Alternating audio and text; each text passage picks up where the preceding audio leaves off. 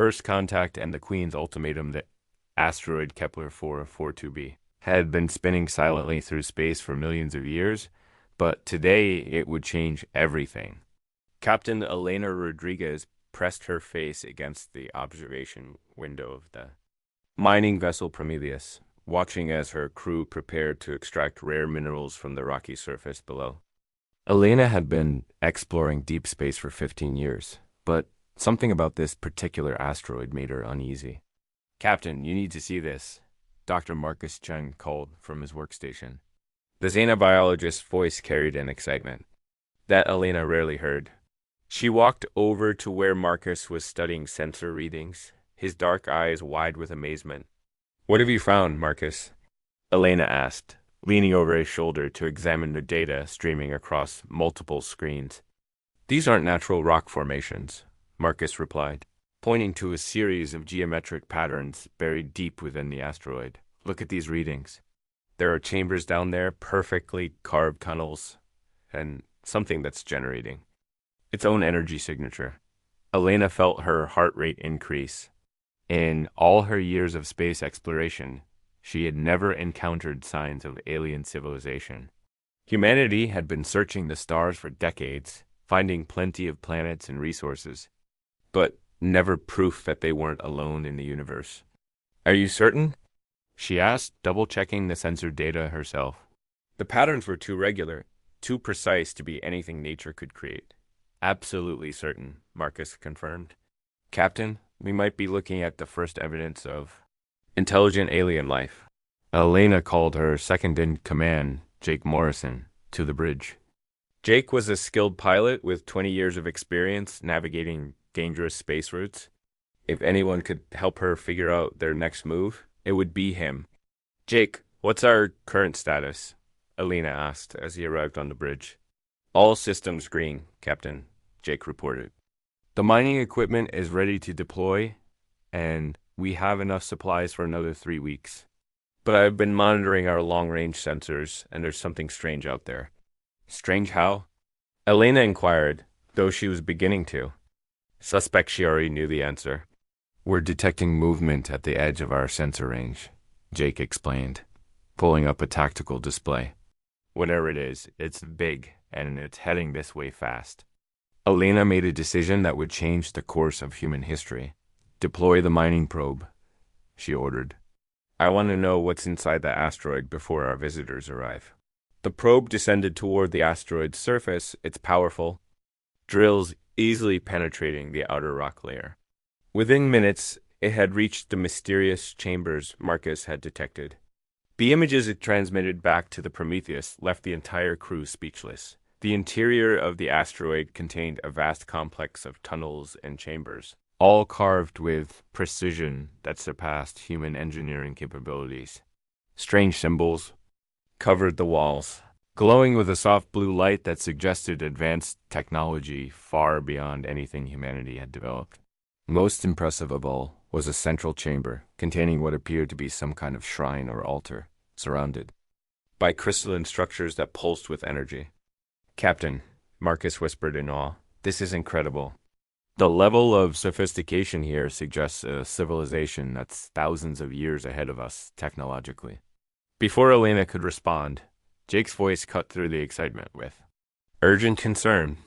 "Captain, those contacts I mentioned are now within visual range. You're going to want to see this."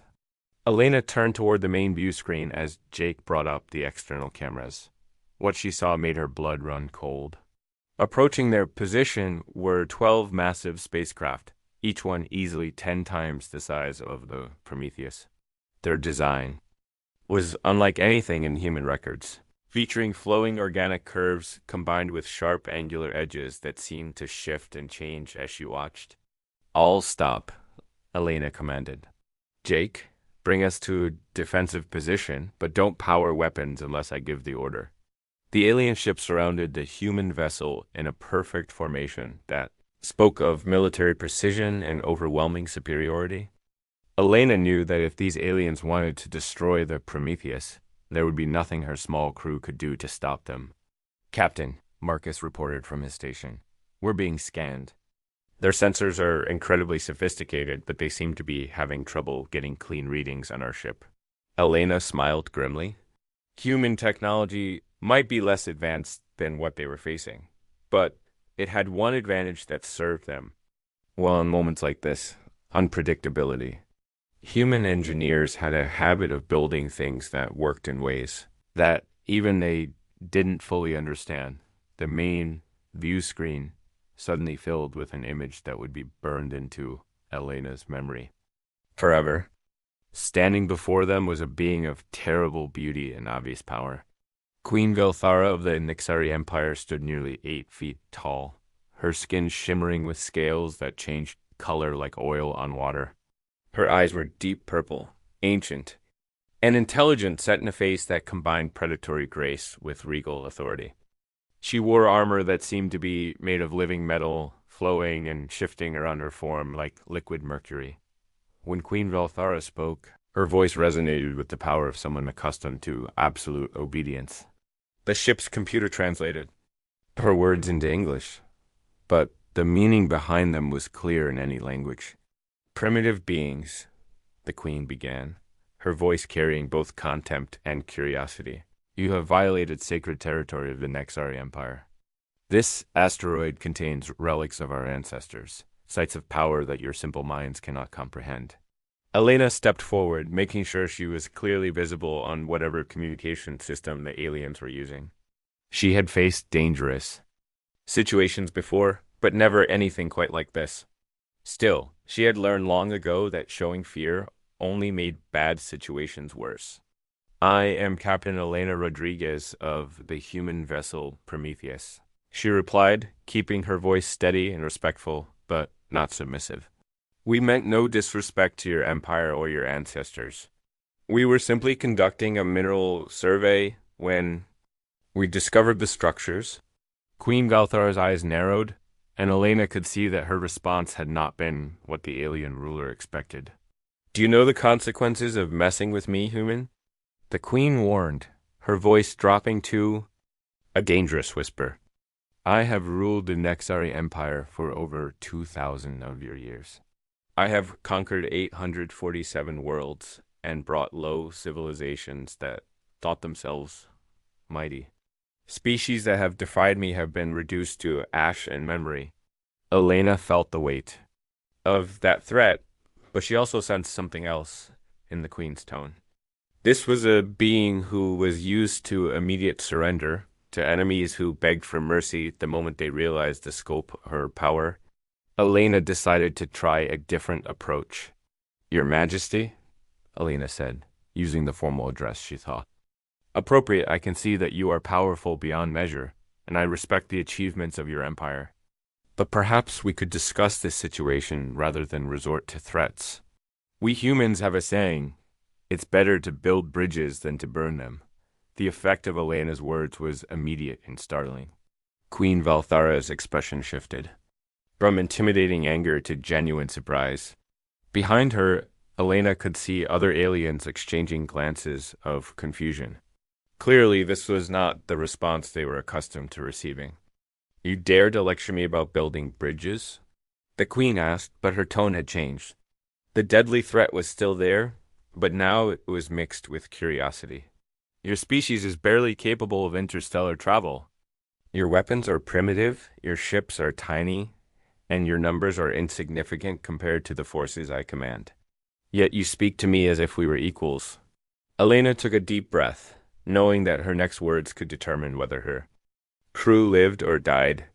We may not be equals in power, Your Majesty, but we are equals in the right to exist and to pursue knowledge. The structures in this asteroid are amazing, and if they are sacred to your people, we will respect that. But perhaps there's value in sharing knowledge rather than simply taking by force. For several long moments, Queen Velthara said nothing. Elena could see the alien ruler studying her, trying to understand something that clearly didn't fit into her established worldview. Finally, the Queen spoke again. In all my centuries of conquest, she said slowly, no species has ever responded to my warnings with curiosity about cooperation. Most beg for mercy. Others threaten retaliation they cannot deliver. A few try to bargain with resources or information. But you suggest that we might have something to learn from each other. Don't all advanced species have something to offer? Elena replied, your technology is clearly superior to ours, but humans have something that might interest you. We're very good at solving problems in ways that nobody expects.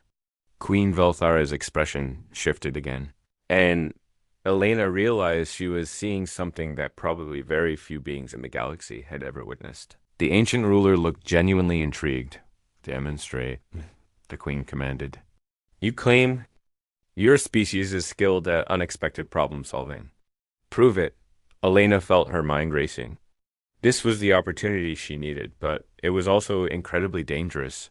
If she failed to impress Queen Velthara, the consequences for her crew would be severe. She looked around the bridge, seeing Marcus and Jake watching her with expressions of trust asterisk. And concern. Marcus, she called to her xenobiologist, show them the analysis of their ancestors' shrine. Marcus quickly compiled their probe data and transmitted it to the alien ships. Elena watched Queen Velthara's face as the information appeared on whatever display system she was using. The alien ruler's eyes widened in surprise. How did you analyze the crystalline matrix so quickly? The queen demanded. Our own scientists require days to perform such detailed examinations. We use adaptive scanning algorithms, Elena explained. Human technology is designed to figure out how things work, even when we don't understand the underlying principles. We're very good at learning on the fly. What happened next surprised everyone involved. Queen Velthara began to laugh. It wasn't the cruel laughter of a predator toying with prey, but genuine amusement mixed with respect. Fascinating, the queen said, when her laughter subsided. Your primitive sensors somehow bypass security systems that have protected our sacred sites for millennia. Not through superior technology, but through creativity. Elena sensed an opportunity. Your Majesty, if our creativity interests you, perhaps we could work together to learn more about your ancestors' achievements. We could help you understand these sites in ways you might not have considered, and you could share knowledge that would advance both our species. The queen was quiet for a long time, clearly wrestling with concepts that challenged everything she believed about the relationship between powerful and weak civilizations. Finally, she spoke again. Captain Elena Rodriguez, she said formally, you have given me much to consider. I will grant you and your crew safe passage from this system, but our conversation is not finished. Return to your home world and prepare your people. I will come to Earth to continue this discussion in person. Elena felt both relief and concern at those words. They were safe for now, but the Queen's promise of a personal visit to Earth carried implications that would affect all of humanity. We will be honored to receive you on Earth, Your Majesty. Elena replied diplomatically as the alien ships began to withdraw. Elena turned to her crew. Jake was already plotting a course back to Earth, while Marcus was analyzing every bit of data they had gathered about the Nexari. Captain, Marcus said quietly, I think we just changed the course of human history. Elena nodded, watching the alien fleet disappear into the distance.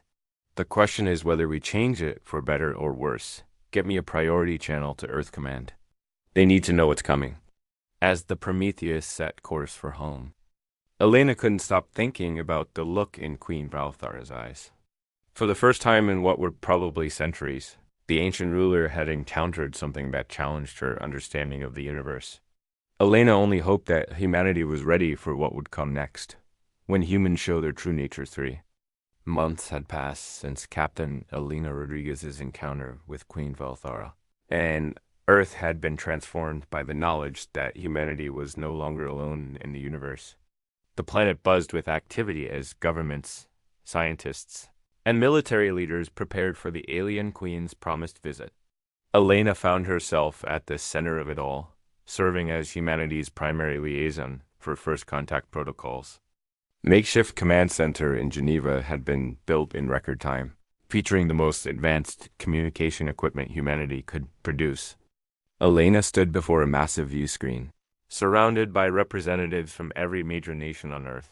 Despite the chaos of preparation, she couldn't shake the feeling that they were missing something important about Queen Veilthara's true intentions. Captain Rodriguez, Director Sarah Williams of the United Earth Defense Council, addressed her from across the conference table. Our intelligence analysis suggests that the Nexari Empire poses a significant threat to human civilization. Their military capabilities far exceed anything we can deploy. Elena nodded thoughtfully. She had been wrestling with the same concerns, but her direct interaction with the Queen had given her insights that pure tactical analysis couldn't provide. Director Williams, I agree that Queen Veilthara's empire is incredibly powerful, but I don't think she's coming here as a conqueror, at least not in the traditional sense. Dr. Marcus Chen, who had been working with teams of linguists and xenobiologists to analyze the Nexari communications, looked up from his research station. Elena's right, he said, adjusting his glasses. The linguistic patterns in the Queen's speech suggest someone grappling with concepts that don't fit into her existing worldview. She's coming here to learn something, not just to demonstrate power. Before anyone could respond, alarms began sounding throughout the command center. Jake Morrison, who had been monitoring long-range sensors, called out with barely controlled excitement. Contact incoming. It's massive, unlike anything in our detection grid. The view screen switched to external sensors, revealing a sight that left everyone speechless. Queen Veilthara's flagship was descending through Earth's atmosphere, but it wasn't alone.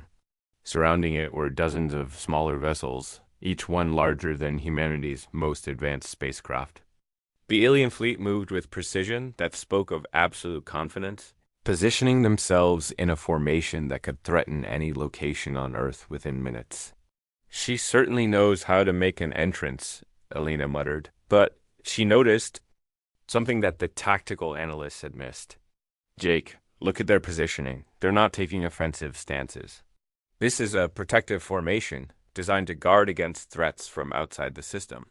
Before anyone could analyze that, observation further, Queen Veilthara's image appeared on the main communication screen. The alien ruler looked exactly as Elena remembered her, but there was something different in her expression. The arrogant certainty was still there, but it was tempered by something Elena couldn't quite identify. People of Earth, Queen Veilthara began, her translated voice filling the command center.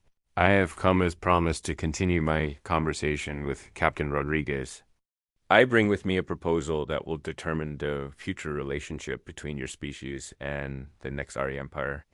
Elena stepped forward, knowing that humanity's response in the next few minutes could shape the course of history. In Your Majesty, on behalf of Earth, we welcome you. We are honored by your visit and eager to hear your proposal. The Queen's expression shifted slightly, and Elena realized that once again, she had said something unexpected. Captain Rodriguez in the months. Since our first meeting, I have researched your species extensively. What I have learned has forced me to reconsider assumptions I have for centuries. Director Williams leaned forward, speaking before Elena could respond. Your Majesty, we are aware of the vast differences in our technological capabilities. We hope that any agreement between our peoples can be mutually beneficial despite these disparities. Queen Veilthara's attention turned to Director Williams, and Elena saw the alien ruler's expression harden slightly. This was the response the Queen had been expecting, the kind of diplomatic language that acknowledged human inferiority, while hoping for scraps from the table of a superior civilization. Director Williams, the Queen said coldly, you speak as I expected you would. You assume that because your technology is primitive compared to ours, you have little to offer. This is how most species respond when they encounter the Nexari Empire. Elena sensed an opportunity and a danger. The Queen was clearly testing humanity's response, but Elena wasn't sure what kind of answer would satisfy her. She decided to trust her instincts and be honest. Your Majesty, Elena interjected, Director Williams speaks from diplomatic training, but I think what you're really asking is whether humans understand their own value. The truth is, we do.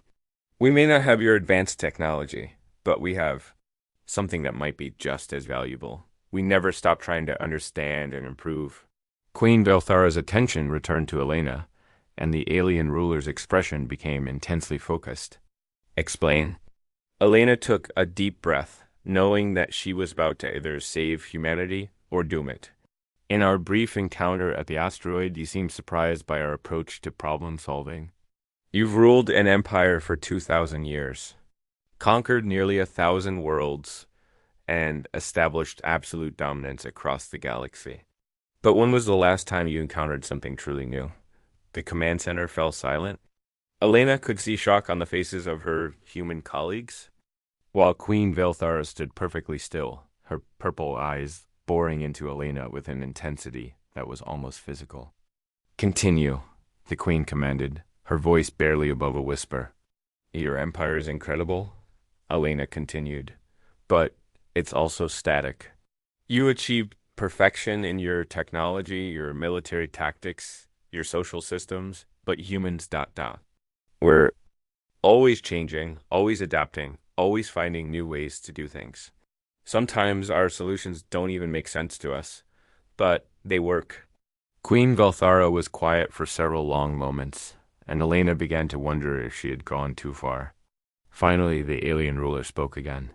You suggest that your species' lack of perfection is an advantage?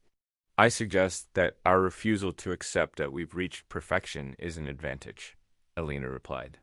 Your Majesty, may I ask you a personal question? The Queen's eyebrows raised in surprise. No one has asked me a personal question in over 3 centuries, Captain. Rodriguez, you may ask. In all your years of conquest and rule, when was the last time you felt surprised? Truly surprised, not just tactically challenged, but genuinely amazed by something you hadn't considered before? The effect of Elena's question was immediate and profound. Queen Velthara's composed expression cracked, revealing something Elena hadn't expected to see: vulnerability. The ancient ruler looked suddenly smaller, more uncertain. Not since ... The Queen began then, stopped herself. Captain Rodriguez, you ask dangerous questions. Elena pressed forward gently. Your Majesty, our research suggests that the Nexari Empire expanded rapidly in its early centuries, but that expansion has slowed dramatically in recent millennia. Is it possible that your empire has become so efficient, so perfect, that it's lost the ability to grow? What happened next shocked everyone in the command center. Queen Velthara began to show what Elena could only interpret as emotion. The alien ruler's shoulders sagged slightly, and her voice, when she spoke again, carried a weariness that spoke of centuries of burden. Captain Rodriguez, the Queen said quietly, you have identified the crisis that I have spent decades trying to ignore. The Nexari Empire has indeed become static. We have achieved everything we set out to achieve, conquered every challenge we have encountered, and established systems of such efficiency that they require no improvement. Elena felt her heart racing. This was the real reason for the Queen's visit, the question that had driven her across the galaxy to a primitive world that should have held no interest for a galactic empire. But humans, Elena said carefully, we might represent something different. Not because we're better than the Nexari, but because we're still growing, still changing, still capable of surprise. Queen Velthara nodded slowly. In our first encounter, your solutions to analyzing our ancestral shrine were not superior to ours, but they were different. Your thought processes followed patterns that our computers had not predicted. For the first time in centuries, I encountered genuine innovation. Dr. Marcus Chun stepped forward with obvious excitement. Your Majesty, if I may, are you suggesting a partnership? A sharing of knowledge that could benefit both our species? The Queen's expression became thoughtful. Dr. Chun, I am suggesting something far more radical. I am proposing that the Nexari Empire learn from humanity how to grow again, how to change, how to become something more than what we are. Director Williams looked confused and concerned. Your Majesty, with respect, What would such a partnership look like? Our species are so different in capability and development. Queen Velthara turned to Elena. Captain Rodriguez, how would you answer that question? Elena thought carefully.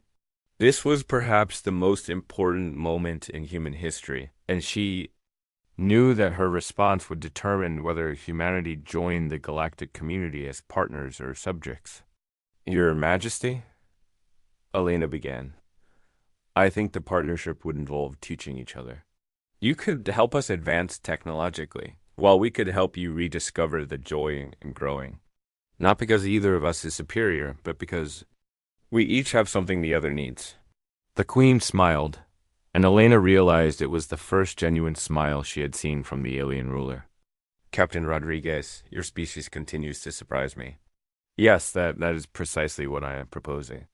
Jake Morrison, who had been monitoring communications, suddenly called out with urgency. Captain, we're receiving multiple signals from the outer system, unknown contacts approaching at high speed. Queen Velthara's expression immediately became alert and concerned. Commander Vex, she called to someone off-screen. Identify those contacts immediately. A new alien voice responded, translated by the computer systems. My queen, the contacts are Nexari vessels, but they are not responding to our communications. Their approach vector is aggressive. Elena felt understanding. Your Majesty, are there factions within your empire that oppose this partnership? Queen Velthara's expression became grim. Captain Rodriguez, there are indeed those who believe that the Nexari Empire should not change, should not learn from. Species they consider inferior. They view my presence here as a betrayal of everything the Empire represents. The tactical displays showed the approaching ships, their numbers growing steadily as more vessels emerged from faster-than-light travel. Elena realized that humanity was about to be caught in the middle of an alien civil war. How long do we have? Elena asked. Approximately 6 hours before they reach Earth's orbit, Jake reported. Queen Velthara turned to face Elena directly. Captain Rodriguez, your species is about to face its first real test. The ships approaching Earth are commanded by Admiral Koravan, my former military advisor who believes that any change to the Empire is weakness. He will try to destroy both our vessels and your world to prevent what he sees as contamination of. Nexari purity. Elena felt the weight of responsibility settling on her shoulders. What can we do? Our military capabilities are no match for Nexari technology. Queen Velthara's smile returned, but this time it held a hint of anticipation. Captain Rodriguez, this is exactly the kind of problem that requires the human approach to solutions. Admiral Corwin expects to face either primitive human resistance or loyal Nexari forces. He is not prepared for something entirely new. Elena looked around the command center, seeing fear and determination in equal measure on the faces of her colleagues. Humanity was about to face its greatest challenge, but they weren't facing it alone. Your Majesty, Elena said with growing confidence, I think it's time to show the galaxy what humans and Nexari can accomplish when we work together. Queen Velthara nodded approvingly. Indeed, Captain Rodriguez. Let us demonstrate that the future belongs not to those who resist change, but to those who embrace it. As alarms continued to sound and preparations began for the approaching battle, Elena realized that this was the moment that would define humanity's place in the galaxy.